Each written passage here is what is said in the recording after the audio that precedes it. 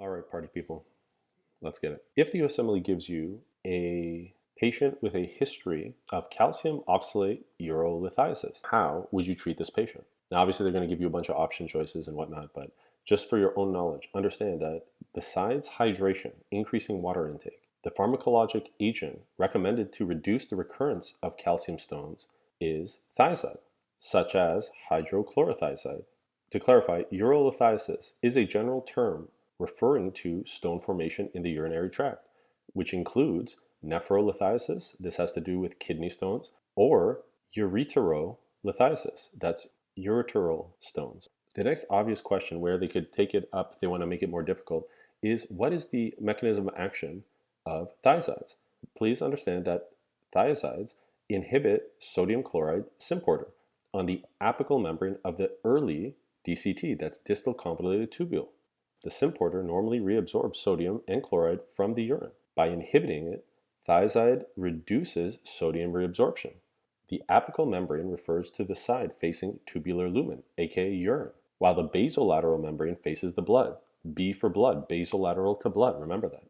Now, although sodium chloride symporter is the direct mechanism of action, this isn't always the answer choice. Sometimes they want to know your knowledge of the secondary effects. So for this, we have to know that thiazides promote calcium reabsorption in the early DCT. This is an indirect effect which reduces urinary calcium excretion, hypocalciuria, which helps prevent calcium stone prevention. Now, despite this not being a primary mechanism of action, it still could be tested on USMLE. And in which case, on the USMLE, they'll give you option choices which literally say it promotes calcium reabsorption in the early DCT. Now, distractors that they could hit you with are examples such as promotes calcium reabsorption in the late DCT. Incorrect. This would refer to PTH, parathyroid hormone, which activates calcium channels in the late DCT. Another one that they could try to distract you with is decrease calcium absorption in the small bowel. This also is incorrect. Calcium absorption in the gut is regulated by 1,25 dihydroxy vitamin D3. And just as a refresher, PTH activates 1-alpha hydroxylase in the proximal tubule of the kidney, converting 25 hydroxy vitamin D3 to its active form of 1,25 dihydroxy vitamin D3. So an important point about dietary calcium: in patients with calcium stones, you do not reduce dietary calcium.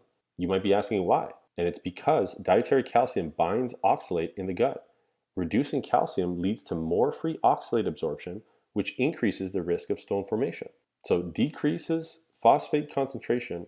Remember, thiazides promote hypocalciuria, which can lead to hypercalcemia. And for thiazides, you have to remember hypergluc, gluc being the side effects of this drug. The G stands for glycemia. The L stands for lipidemia.